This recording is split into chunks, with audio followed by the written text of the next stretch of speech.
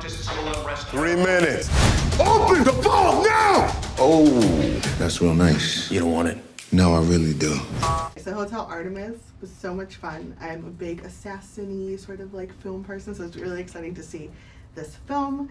I wanted to talk to you guys about what was it about it that attracted you to the project, and what was your favorite part about your characters?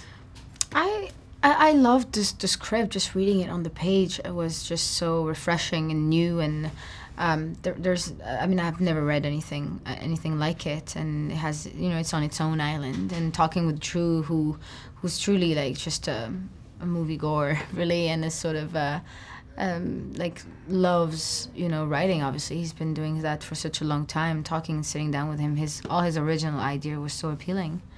Yeah. Yeah, Drew and I have been friends for a bit, and I knew he was getting to direct his first film, and then he pulled me aside and asked if I would do a role in it. I felt a lot of pressure to perform, because when it's your friend, you don't want to let him down. You don't ever want to let the director down, but even more so when you're good friends. And then I just loved the character. It was so different from what I normally get to do, and I was thankful that he was going to allow me to do that, and I was thrilled to do it. All right, couple things. It's a new story, right? So we got a summer movie coming out that's not a rehash of anything that's been done before. It's its own thing. That's exciting. 2, there's an opportunity to play brothers with one of my best friends. That's amazing too. I think that's enough. Go ahead. Yeah, it was like basically that's that works all. for me. But also it's just like, you know, to play in a movie that is like covering these themes of like, you know, the water crisis and the rioting and like, you know, what alliances we're gonna have, you know, in the not too distant future when things kind of go awry, because they will. They're heading that way. Yeah, you know what I mean. Like and also the opportunity. Like I know for me, the first thing was the name, so it's like, ooh. Yeah. I was like, cool. It pulls you in. It kind of pulls you in. I'm like, for who? sure. Named Acapulco and like all that. Yeah, Waikiki, Honolulu. I was like, that's really cool. So, but also it was definitely like the bond between like the two of us that I really wanted to explore, because you know when I first read it, I instantly just heard him as like it just instantly happened, and I was like, man, I would really love the opportunity to be able to pull off a heist with you, right? With like masks. And like, you know, Kevlar vests, man, that look like suits, man. Like, it's just like, it's bomb. So I just knew for me, like the 12-year-old me or like the 18-year-old me, hell, the 25-year-old me would like, when I saw this, I was like, I would totally want to like see this go down. Like, it was really amazing. And Drew's finesse with it, you know, just the look and overall feel of it was really, really dope. So I couldn't resist it. Yeah. The film has such an interesting background about the world that it's set in. Did you do any work with the director to sort of build your characters and their place within it that we might not have gotten to see?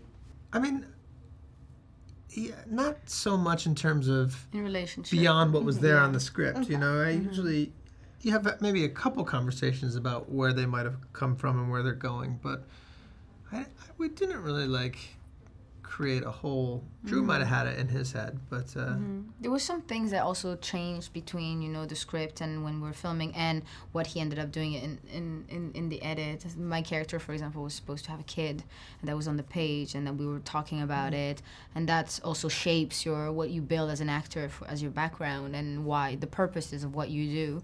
And sometimes it turns out differently in the screen, but it doesn't remove, you know, that what helped me to feed the character, even if it changed. You know, I did a little bit of discussion with Drew in terms of what our background is. You know, we've been bank robbers for some time. I've had the desire to get out of the game for a while, but my ne'er-do-well brother sort of keeps me attached to things in a way in which I wouldn't necessarily want to on my own. But we both know the nurse, because we've been there before. There's a relationship there. I have a relationship with Nice, as we discover throughout the course of the movie. So there's things that you have to fill in backstory, so when you see those people on screen, you're like, okay, I know where we stand. You also realize that this hotel's been around for like 22 years, so it's been used like for a reason, and there's been people and like clientele that have been there from the beginning. So I like that it gives you like a backstory of like kind of what this structure means without telling you anything at all, but you do know this particular night something has shifted between all of the clientele there, and like what does that mean? So I feel like everyone has an epiphany at some point at that night of like, who's making it out and who's not. Right. Is this the last? Even the nurse, like, she's just like, I don't know if I can do this anymore. And also the whole city around them is kind of caving in. Yeah, so, yeah. You know, I wanted to see more of that for sure. Yeah. Hopefully in part 2. Right. Hey. What was it like to work with, I guess, like very iconic actors like Jeff Goldblum and Jodie Foster? And do you have any like fun anecdotes from set? I just loved working. I mean, I just love them since I'm little. The first movie I've ever went to see in the theater was Jurassic Park. So, Me too. So that was quite incredible for me, and I love Jodie Foster. I remember seeing her on TV when I was little, thinking she was full on French because her French is so impeccable, and she's just such an incredible, iconic actress. So I just feel so lucky coming, being so still young and new to this world, so to the acting world. So yeah, I was thrilled to work with Jodie, and she's sort of, in many ways, exactly what I would have expected, which was nice, and also just good to be around. And sadly, I didn't get to work with Jeff. We weren't there at the same time, so. He was so sweet. He just kept making me sing Mona Lisa by Nat King Cole, and he would just make me giggle, and just incredibly inquisitive because we'd never met before, and I think he sort of, looks up who he's working with, and he was just intrigued, and so he's lovely. You might want to buy some scented candles or something, because it smells like somebody died in here. They did.